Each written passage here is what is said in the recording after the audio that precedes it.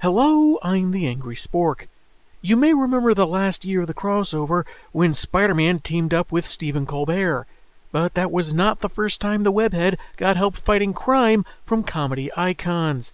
I'm taking issue with Marvel Team-Up number 74, where Parker has a whole troupe of actors at his side, the not-ready-for-primetime players, back when Saturday Night Live was simply called Saturday Night. Let's see if this comic makes us want to turn the page, or turn our heads.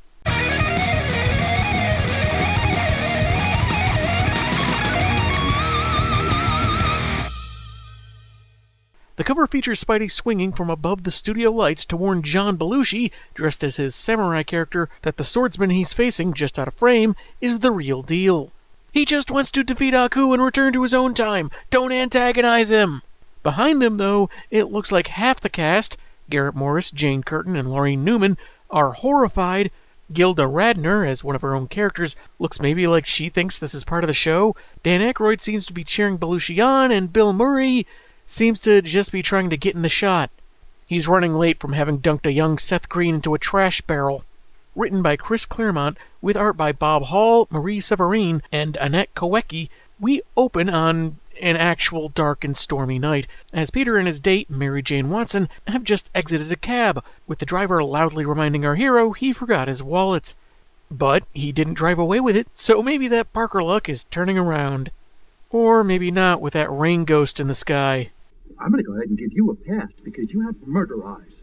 A prolonged dinner made them late to the studio, just as the show is about to begin. With the show about to begin in a few minutes, much to MJ's annoyance. With the stage seats filled, they'll have to go up to the balcony along with a crowd of other people.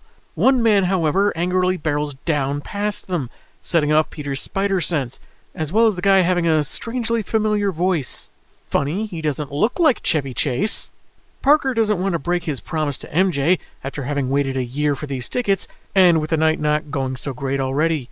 Gilda Radner, who MJ spots and shouts hello, heads into John Belushi's dressing room, where the rest of the cast are watching him struggle with a ring stuck on his finger, mostly making light of the fact that he can't get it off and taking bets. He says that he received some fan mail from Japan, I guess in that series of ornate boxes on his desk. With nothing managing to budge the jewelry, not even 4 of his co-workers trying to pull it off like a tug-of-war, executive producer Lorne Michaels arrives to tell them they got 5 minutes to showtime, and doesn't really want to know what he walked in on. They walk past the rude gentleman from earlier, allegedly passing as an usher, who enters the costume room and summons a whole mess of hired goons who are hiding, waiting for him. Both because we have to be stealthy and because you're an idiot. He explains that a ring of great value was accidentally sent to one of the cast members, but he doesn't know who, and any slip-up could mean a flood of heroes to fight off. He suits up, revealed to be the Silver Samurai, and while he'd normally welcome battle, he's bound by obligation to recover the ring tonight, so this operation will require as much subtlety as brute force. Because if there's one message you send with a shiny silver suit of armor with a rising sun design on the front, it's subtlety. Live from New York, it's Saturday Night, starring Stan the Man Lee, with Stan's special musical guest, Rick Jones. Meanwhile, all Steve Ditko could manage was a blink-and-you'll-miss-it cameo appearance on Kids in the Hall. Also, I didn't know that Hulk's sidekick had a band. For those not familiar with the older comics, the conceit here seems to be that in this world where superheroes are real, Stan Lee, and from time to time other creators, also exist, making in-universe comics about them, hence the standees of Thor and the Incredible Hulk. But the crossover isn't limited there, because Pete and MJ are told to sit down by guys named Statler and Waldorf. Muppets are canon in the Marvel Universe, and they can take human form. Tell the people! Mary Jane's eyes, however, seem to be wandering as she flirts with the guy in the seat on the other side of her. Forget what I said about the Parker luck turning around. Stan opens with a joke about the Thing feeling a little rocky, which, all due respect to Stan Lee, boo! Low-hanging fruit. I mean, I likes me a good pun, but... Don't make me come down there, you punk! Sorry. Moving on. Spider-Sense alerts Parker to a page being attacked in the control room, which could be part of the show, that's not appearing on any of the TV monitors, but just in case, he needs to excuse himself, which doesn't surprise Mary Jane. As he makes his way through the audience, he's caught by a boom camera, which shows him on screen with the caption, "Superhero in his spare time." Hopefully he realizes this is just a coincidental joke, and he doesn't need to sell any relationships to the devil to make people forget. The lights go out for commercial, giving him a few seconds to change into his webs, and after preventing one of his shoes from dropping on the host, which oddly no one sees, he then heads to the control room. From his perspective, everything seems normal. Lorne Michaels and several other guys in suits. But he doesn't see that the producer is held at gunpoint to operate the board, or that Page he noticed being attacked, bound and gagged in the corner out of his sight. Admitting he couldn't see much, but wanting to remain inconspicuous, he heads backstage to see if anything there is what's keeping his spider sense a-tinglin'. Bill Murray stops to check on John Belushi, who has no luck with his ring, then continues on to deliver a prop Mjolnir to Garrett for a sketch, only to stumble upon the samurai instructing his men to search the dressing rooms for the ring, and if they can't find it, it should be on one of the actors. Then throws out a death threat if anyone tries to take the item for themselves. "It is mine by right, by honor, by the fact that I sent in those Cocoa Puffs box tops with a money order to cover shipping and handling." As the goons get going, Murray figures he'll get spotted if he goes to warn his co-stars, but also can't stay put. Then notices one of the strangers in a trench coat stopping to get a drink of water at the fountain, so hits him with the hard rubber prop. Kabong! Very good, sir. With the goon taken out, he subsequently takes the guy's coat and hat, because they're conveniently of similar build, so joins the other crooks. This, however, makes him miss his cue for a weekend update segment, forcing Jane Curtin and Laurie Newman to improvise a bit. They don't get very far into the latter's Emily Litella bit when she drops through the floor, and Jane following soon after. They've fallen under the stage, into the waiting hands of the Silver Samurai's henchmen. "Beautiful, boss! I got the curtain broad!" Just wait until John Lithgow hears of this. "The High Commander will not be pleased!" That's when Spider-Man swings in kicking, taking two of the goons out. The samurai hasn't got time for a more formal confrontation, so slices a pipe to let out enough high-pressure steam to create a smokescreen for a hasty getaway. While the webhead closes the pipe to prevent anyone getting badly burned, Gilda and Jane tackle one of the lingering goons, who happens to be Bill Murray. You're making one big mistake, Ghostbuster. Extra funny that I used that clip, because even though this was printed in 1978, Spider-Man calls him Buster before realizing who it is. Bill explains the situation with the ring and how he failed to call the cops. The web spinner apparently knows that the phones are out, security guards are held prisoner, and the samurai's men are covering the elevators and stairs. Huh. It just feels weird how he found all this out before discovering the shiny swordsman was the brains behind the operation, and I guess didn't think to web any thugs to the ceiling or save any of the guards or anything.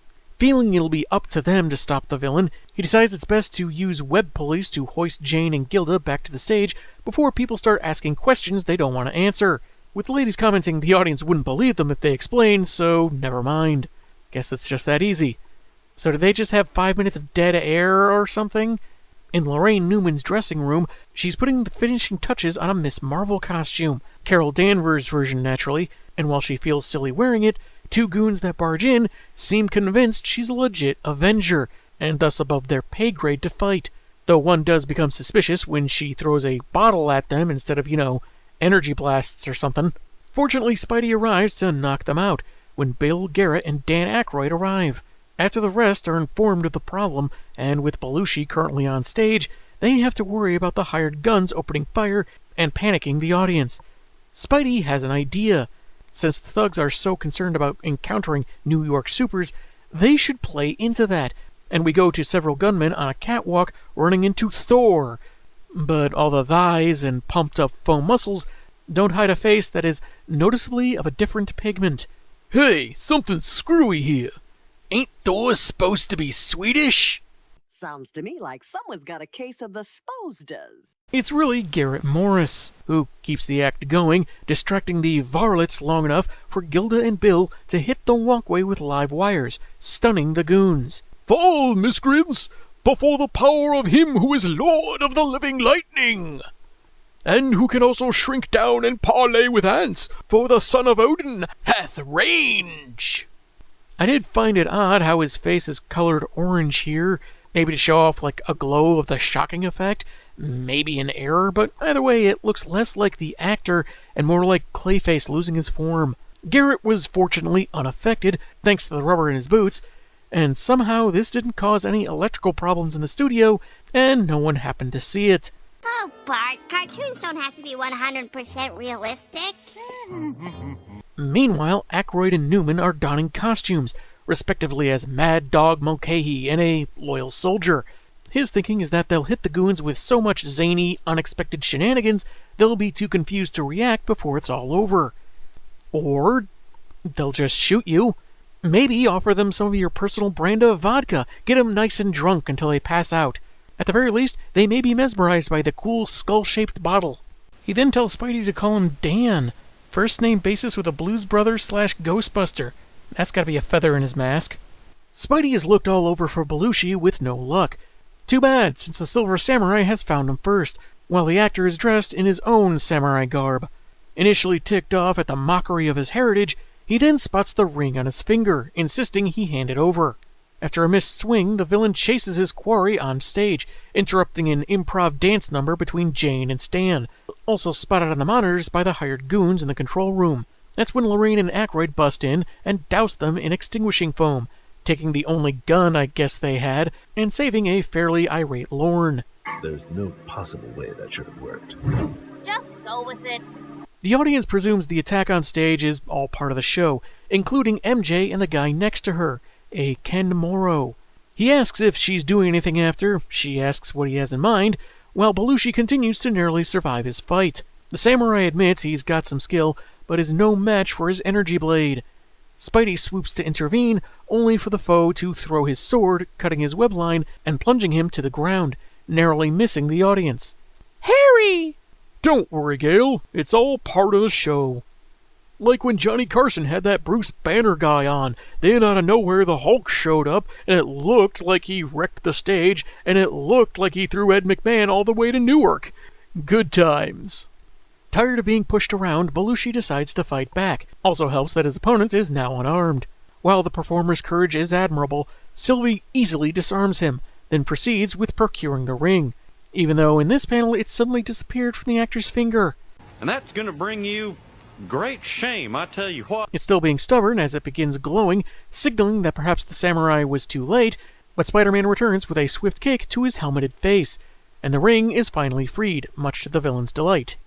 At last! It's finally... Wait a minute. This is the Captain America Dakota ring. I already have like 3 of those. Forget it. I'm going home. Turns out the ring was the core of a teleportation matrix, enabling him to transport anywhere on Earth instantly.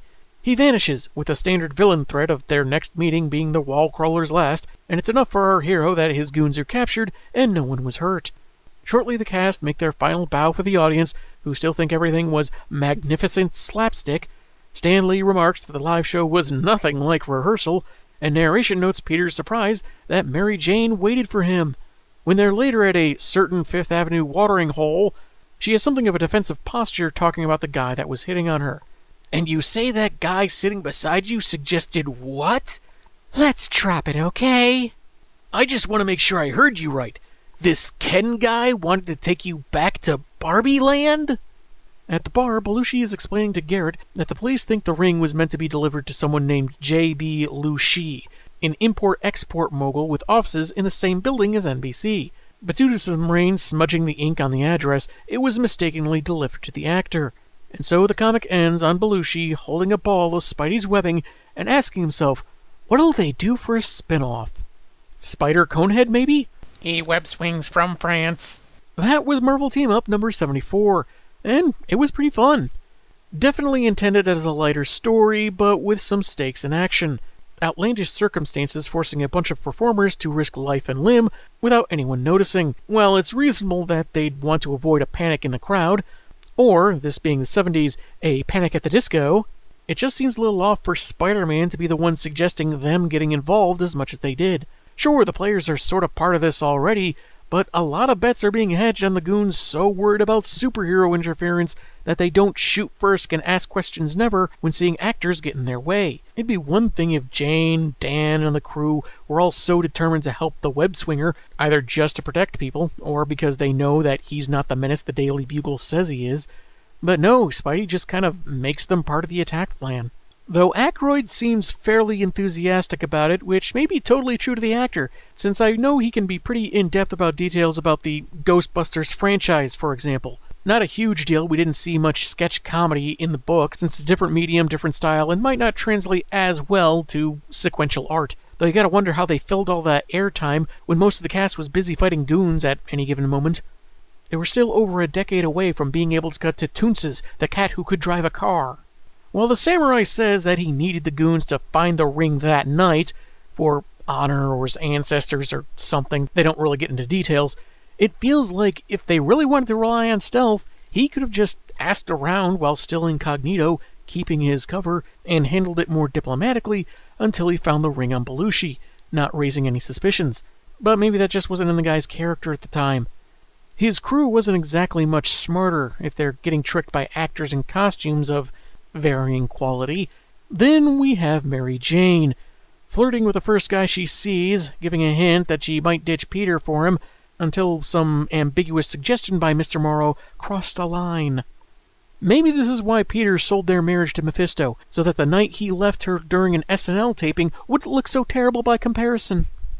While I'm more familiar with a more latter-day version of MJ, this would be early in their relationship, and it's my understanding she was kind of a free spirit, a wild child type that wasn't really ready to be tied down just yet, so they may not have been that serious. Between that and the hints that their date had already been kinda bumpy, it at least works to give a believable suggestion that she might go with this other guy, piling onto Peter's bad luck. Or maybe I'm wrong, reading too much into it, and Claremont just thought it would be funny to throw this in there, kinda like that editor's caption asking if there's a difference between an actor and a crook. And of course, because I'm insane, I couldn't help but think of how this might have been done if they decided to translate this premise for the 90s Spider-Man cartoon. Of course, the cast would have to be completely different. Imagine an episode where Spider-Man is aided by Phil Hartman and Ellen Cleghorn catching some crooks in a net, David Spade trying to pass as an extra snarky Captain America, and a couple of goons turning over new leaves after meeting Chris Farley playing his Matt Foley character. Matt, how can we get back on the right track? The art was good with a few minor errors, and it captured the likeness of the cast really well. Though if you ask me, maybe not as much with Murray and Lorne. All in all, this was a fun one-and-done story that may have been a bit before my time, but is not without a certain classic charm. In its own way, it emphasizes what they've always been going for at Marvel, to mirror the world outside your window, especially if it happens to overlook Rockefeller Plaza. I'm the Angry Spork, and man, have I got issues.